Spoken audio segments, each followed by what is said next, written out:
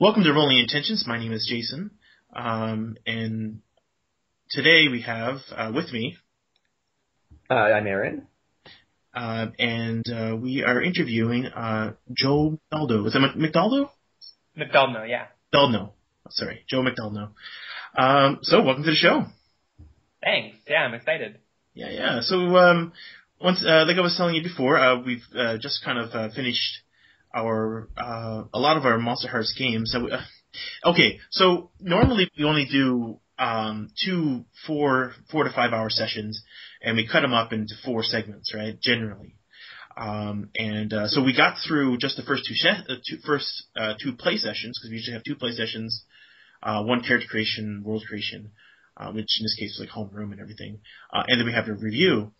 But the players, after the second session, they don't want to stop, so we're going to extend it, just because, well, that the story is going really well and they don't want to stop playing, so, essentially. Alright. So, perhaps, the very first thing is, to give us a little bit of a brief, history of your role-playing. Like, how did you get started?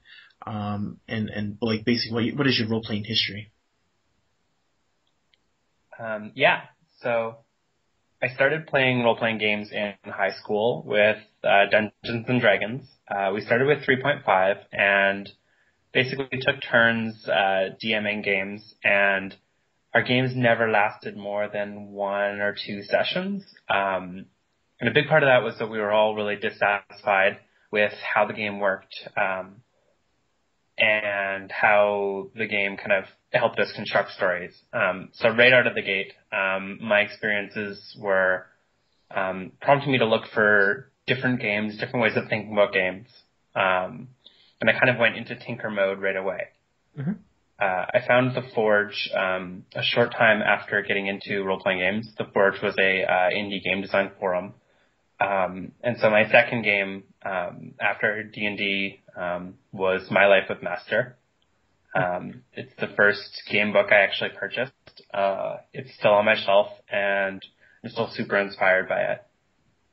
I started designing games not long after I played them for the first time, which says something about my personality, I think.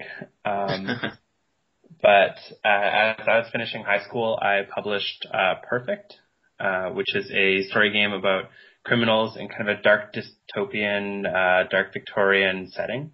Mm-hmm. Since then I've been playing lots of games, going to conventions mostly in the Pacific Northwest, especially little conventions like Go Play and Fabricated Realities. I've published a number of other games, Ribbon Drive, Monsterhearts, The Quiet Year, and most of the games that I play tend to be much more in the structured free-form, kind of really heavy emotional content direction. I don't play a lot of action-adventure-y type games. And yeah, that's basically my role-playing history. I've been playing since 2005, designing since 2006. Why did you choose Monsterhearts for the name of the game? I'm not really sure, actually. The name kind of just came into my head one day, and I was like, yes, definitely, that's it. A lot of the design decisions early on were just me going with gut instincts. I know some people word vomit, essentially. Oh, sorry, what was that? Sorry, lots of word vomit, essentially. Yeah, definitely. When some people design games, they like to start with a lot of like codified breaking down of systems and thinking about like dice mechanics and kind of statistical probabilities and stuff like that. And I don't have a head for that kind of thing at all. My designs definitely start with like evocative titles or ideas for kind of ways to shift social contract or the way people engage at the table, and just running with those initial instincts. So Monsterhearts, I don't know, I was listening to a lot of sappy emo and Coheed and Cambria at the time, and that title felt like it was in the right vein. Did you have any other names for Monsterhearts before it became what it is? I don't think so. I actually was looking earlier today at the Apocalypse World forums, and the first post I made about Monsterhearts just said a Twilight Saga type game. And it was kind of like, it started as a bit of a joke about building Apocalypse World moves to emulate Bella and Edward's relationship. But in the second post, I'd come up with a title and seemed to have been pretty committed to actually following through on designing it. So Nice. yeah, I think it was Monsterhearts from the beginning. Cool. So what inspired you to create Monsterhearts, and can you tell us a bit about the game? Yeah, definitely. So the first big inspiration was Apocalypse World, obviously, which is the game engine that Monsterhearts is based off of. I originally started playing Apocalypse World in a group with Adam Coble and Johnstone Metzger and Daniel Wood, and a couple other people. I don't remember who actually was in that from the beginning. But the game was really fun, really evocative, and also we butted heads a bit on what Apocalypse World was meant to do. And it's kind of telling that since then, Adam went on to create Dungeon World with Sage Latora. I went on to create Monsterhearts. Johnstone went on to create Adventures on Dungeon Planet and a couple other Apocalypse World hacks. So, yeah, apparently that game of Apocalypse World spawned a lot of kind of critical thought about how the system is supposed to work. So that was a big inspiration, obviously. And then I was unemployed and living in a cabin up a mountainside, and so had a lot of free time on my hands, and spent it watching sappy, cheesy teen vampire romances. I was going through the Twilight Saga, Vampire Diaries, and Buffy all kind of simultaneously, and True Blood as well. And so yeah, it was on the brain. Apocalypse World was on the brain, and vampire romances were on the brain, and yeah, the chocolate got in the peanut butter, basically. I see you had a question there, Aaron? Yes. The whole love letter campaign that you did in February, you wrapped up, and you came up with the Blood of Misty Harbor, which I was also at. Was that at Gen Con before as well? Yeah, the Blood of Misty Harbor came out of the Kickstarter for Monsterhearts. Right out of the Kickstarter, okay, or Indiegogo, yeah. Yeah, one of the limited edition backer rewards was that, and I think there might have only been one, was that you could request a kind of convention quick start scenario, and I would write it for you. And Brendan Adkins took that reward and then asked that he didn't care what the content was, he just wanted a mini series that could be played across 3 2-hour sessions. Very cool. And so yeah, it was actually really difficult because Monsterhearts isn't designed to create or to play out like kind of plot heavy pre-written scenarios, and doing linked scenarios like that posed a bit of a challenge for me, kind of configuring how that would go. But yeah, the Blood of Misty Harbor came out of that. Okay. Was there any specific inspirations for the plot of what you came up with in the end? Or was it all? So some of the decisions were born out of knowing that there needed to be linked scenarios, which meant there needed to be characters that existed across all the scenarios, but also I would have no idea how they would change and grow over time. And so starting with in the first one, there's Lena the Mortal, and in the second scenario, there is Lena the Ghost. And it's pretty likely over the course of that first scenario that she'll be killed. Yeah. And if that's not true, then the second one just starts with, okay, frame a cutscene where she gets killed. Yeah, I remember reading that and being like, wow, that's quite the way to kick off a second session. Yeah, and so there's a few kind of heavy-handed moments like that throughout the 3 scenarios. And that's part of, if you're playing that, you're buying into the fact that like a few of these things are just going to happen. And you'll be able to dictate how they happen and when they happen, but they're going to happen. And that's one of the few. But as far as deciding what content to actually put in those 3 scenarios, having something like a character who will definitely die and come back as a ghost or come back as something else made that conceit of 3 link scenarios easier to pull off. But other than that, it was just what was I excited about at the time, and then I wrote scenarios about that. All right, fantastic. The strings in Monsterhearts, they're a really interesting hack and almost deconstruction of the HX system from Apocalypse World. What brought it to that almost that spendable resource? Yeah.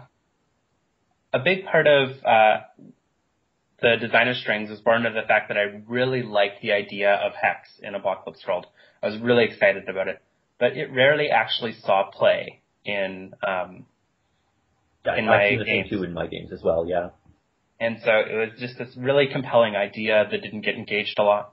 But an idea that did get engaged a lot was in Apocalypse World was having the hold. So you read a person or you read a situation and you get to hold 3. And those hold are little tokens that you can spend over time to get little effects like asking questions. And so I really liked hold. And basically I made the interpersonal relationships function more like that. And there's not read a person or read a situation in Monsterhearts. So I felt good kind of reappropriating that mechanic of holding tokens over time and getting to spend them to do effects. Yeah. Excellent. And when you're adults, like in Apocalypse World, you can spend your power to learn more about situations. And when you're teenagers, like in Monsterhearts, you don't have that kind of foresight. So instead, you just spend them to get short-term, immediate goals met. Gotcha. And actually, that leads into something else there. I mean, there isn't much of any, or there isn't any hold use otherwise in the game in Monsterhearts. And I remember you mentioning that specifically when there was some hack that came up with the hold. Why did you move away from any kind of hold-based moves? Was it just to not interact or not to confuse with the strings mechanic, or? That was a big part of it. So yeah, the one thing was that there's not read a person and read a situation moves in the game. And so there wasn't a place in the core moves where hold needed to exist other than in strings. And then as I was designing, I think it was probably pretty late in the game where I realized that the hold mechanic doesn't really exist right now in Monsterhearts. And there was just no reason to shoehorn it in at that point.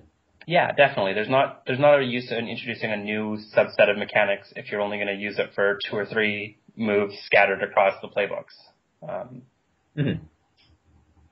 And then, it also makes strings really distinct. The fact that nothing else really works like that in the game. All right, fantastic, cool, thanks. Are there any games coming up from other designers that you're really excited about? Yeah. Actually, a lot of the games that I've been really excited about that have been in development came out last year. I was really excited about Durance and Dog Eat Dog. As far as games that are upcoming, I don't know when it'll be released and when it'll be available to everyone in the world, but Jackson Tegu is working on a game and has working on it for a long time called Silver and White, and I'm really excited about that. Silver and White's the story of 4 suburban teenagers who break into their photography teacher's house, find him dead, and find a series of kind of strange, mysterious things going on in his house. And it's partially about unpacking those mysteries and those oddities, and it's partially about just being suburban teenagers and just having those relationships be so fraught with tension and uncertainty. And I'm really excited about it because it lets you play teenagers in a way that Monsterhearts doesn't. Monsterhearts is very much about playing television's understanding about teenagers. Yeah. Silver and White is very much about playing real, truly human teenagers. Okay. And so, yeah, I think that's going to be a really cool game. Silver and White. I've played it about 4 or 5 times, and I love it. Cool. What other when you were creating all these games, like, what was your biggest obstacle to bringing like the game, like for instance, Monsterhearts to life?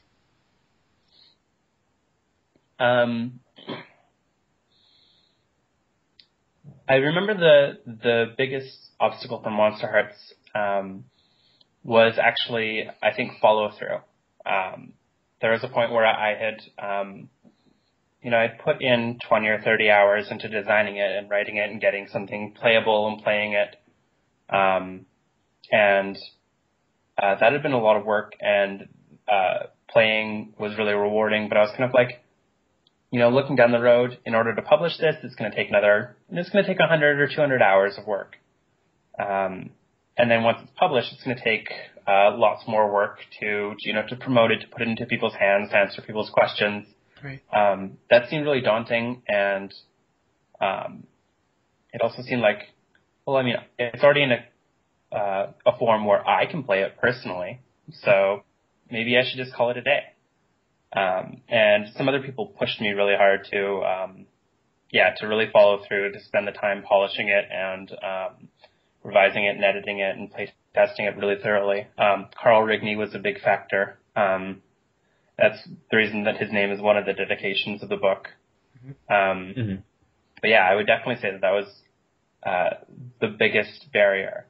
As far as mechanics, the thing that took the most consideration was the shut someone down move, and just the interplay of being hot and cold and turning people on and then pushing people away.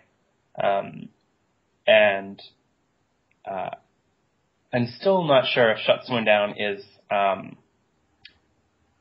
right answer. Like if I came up with the perfect solution. But yeah, that was the mechanical bit that I struggled with the most.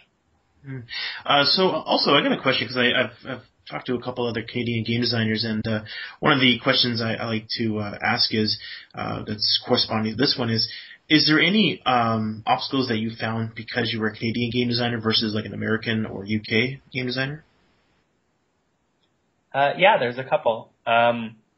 First of all, as far as crowdfunding, Kickstarter is only available to UK and US citizens as a funding platform. That's a bummer. The printers that are based in Canada are more expensive, like both the print on demand and the short run printers. And in general, things just cost more to produce here than in America. Canada Post costs a lot more to ship internationally than the United States Post Service. And so just dealing with expenses, customs, borders, and also dealing with the fact that Canadian cities are more isolated from one another. And in general, there's not kind of that urban sprawl or that kind of dense population that lets you hit up as many conventions over the course of a year. Yeah, so that's another thing too, is the fact that the conventions themselves, I mean, you get the community around the convention, but in the States, you can almost have a convention anywhere in the States, and you'll get a bigger crowd because it's just easier to get to, I mean, cost-wise and distance-wise. That's what it seems like anyways. Definitely. And so over time, my solution has actually been to be doing a lot of my operating out of the U.S. Most of the conventions I go to are in Seattle, Olympia, Portland, rather than Vancouver, so I'm crossing the border each time. I'm printing in the U.S. and I'm warehousing in the U.S. Nice. And I wish that I had a tidy solution for focusing more in promoting and connecting in Canada. I just don't currently. So is like most of your demographic for your game in the U.S., like as regards for like people who play the game or purchase it and whatnot? There's a big U.S. Community. Yeah, there's also a big community in Italy and also in Australia and in New Zealand. And I mean, there's lots of people playing it kind of globally, which is really exciting. That is exciting. Yeah, and it's been picked up for translation by Narrativa, who published it in Italian, and a French publisher, which is going to be publishing it in French soon. So it's kind of spreading out its base there. But definitely, as far as in North America, most of the people playing it and talking about it are in the States. Yeah. Cool. So you like you just talked about, you recently put out Monsterhearts not too long ago. You just released The Quiet Year as well, and I from what I understand, you're cleaning up Ribbon Drive, and looking to release another cleaned up edition of that. Do you have any other games in the works at the moment, or? Not really. Since The Quiet Year was released in kind of December, January, my big focus has been on getting Ribbon Drive ready for re-release, and hopefully that'll be happening really, really soon. I first published it in 2009, and then my print run ran out in 2010, and I kind of wanted to go back to the drawing board a bit as far as some of the presentation choices. I released it as kind of like a set with a compilation mix CD and with a book and character sheets kind of contained within a DVD case. Cool. And I really liked that presentation, but it was really expensive to produce. Some people had a lot of trouble kind of accessing the text because the layout, while super beautiful, was it was busy. It had some contrast concerns for people, and so I wanted to just create something that was more accessible. And I thought that would take maybe a month or 2 months or 3 months if I really dragged on it. And it's 3.5 years later, and I'm almost done. Was there for the re-release? Are you planning on doing any crowdfunding or anything for that book? I'm not. No. I'm just going to once proofs have been finalized and I've done a short run, just announced it over Story Games. There's not really a lot of costs, so there's nothing to defray there. And it's been published once before, so it's got a solid base of support. And so I don't really think there's a need to do a Kickstarter, and I'm kind of hesitant to overload people, I guess, on Kickstarters. Understandable, yeah. So something that I find is really cool on your Buried Without Ceremony website there is you've got the Pay with Good Deeds program. So what inspired you to have this the Pay with Good Deeds program? So just for anyone who's not heard of that, on my website, which is buriedwithoutceremony.com, there's the option to pay for anything that I published with good deeds instead of money. So you can, help your neighbors move. You can volunteer at your library or local youth center. You can bake muffins and give them to everyone in your office, and just rack up some good deeds and cash them in for whatever game you're interested in.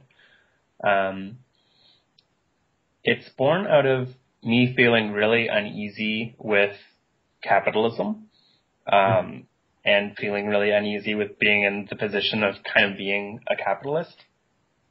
Yeah. And wanting to just move away from the position that kind of privileges the wealthy in terms of who gets to access games and who gets to play games. And so Pay with Good Deeds is kind of a stopgap measure in a way, because I'm like, well, I need rent money, so I need to keep selling these games. Mm-hmm. But at the same time, I don't want that to be the only exchange that I put on the table. And as far as whether it's paid off, it's been kind of beautiful to get to have my first interaction with lots of strangers being them emailing me out of the blue to tell me about all the good things they've done in their community recently. That's really cool. It does a lot to kind of keep my faith in humanity going along. Mm-hmm. Do you remember who your first Good Deeds purchase was? I don't know. Do you have like a most memorable one? There have been a couple good deeds that have been really significant. A couple people have donated like $100 or $200 to various charities. Someone donated $100 to a cancer-related charity. Someone's neighbors had been robbed twice in the last year, and they were a metal worker, so they decided to fabricate a new gate for this family. Cool. Which seemed like a really super cool use of their skills and doing something that was like that they were uniquely positioned to do. But other than that, yeah, it's just there's a lot of people who said, like I volunteered at the library or at the youth center or somewhere in my community at the SPCA, and then I decided it felt really good, and so I committed to doing that every week, and I've been doing that for 2 months or 3 months already. So thank you. Sweet. Yeah, those have been really exciting. Also, I have a question regarding.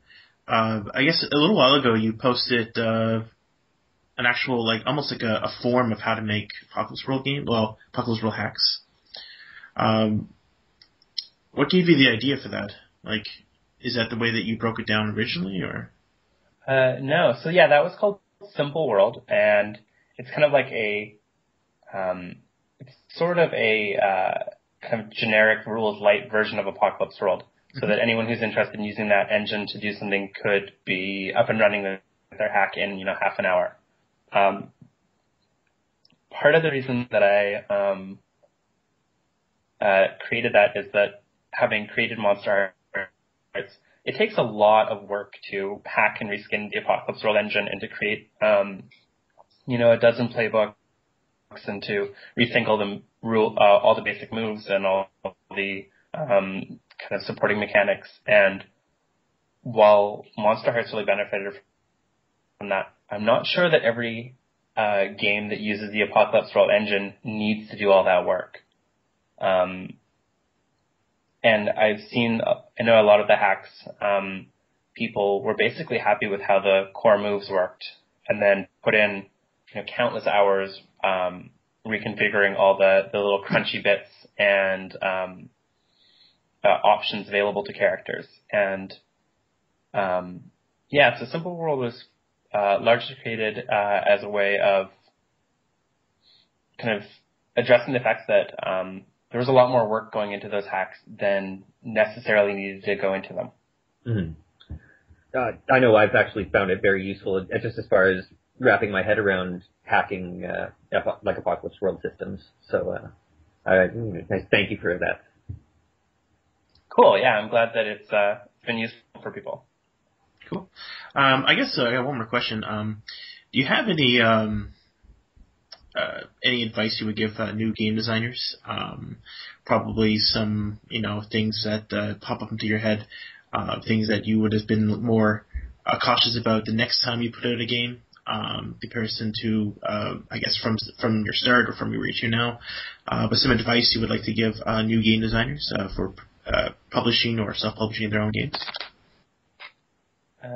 Yeah, thinking about the design work that I've done that I've most liked, and the design work that's been most kind of frustrating or tooth-pulling, I think the biggest difference is that the design work that I've really enjoyed doing has been the stuff where I've treated a design I'm working on as an opportunity to connect with other designers. And I like design most when I think about it in terms of a community of thought. So if you're working on a game, I think that the thing you can do that'll make that the best process it can be, and the thing that I still struggle to do sometimes, is to look for people who are doing similar work and look for people who are doing disparate work, and just try and connect with them and talk with them and brainstorm and toss ideas back and forth. It doesn't even have to be about the design you're working on. But if you're local to those people, if you're going to a convention together, and if you're of age and you drink, then sit them down and have a drink with them and just ask them lots of questions about what they're doing, toss out lots of little ideas that they could maybe take and borrow, and hopefully they do the same, and treat design like a dialogue. I think that's really exciting, and cool ideas come out of that. Cool. Also, did you have any more questions, Aaron, that you wanted to ask? No. This has been very informative, and I'm fresh out. Cool. Well, I want to thank you for coming up on the show with us. Yeah, thank you both for having me. No problem.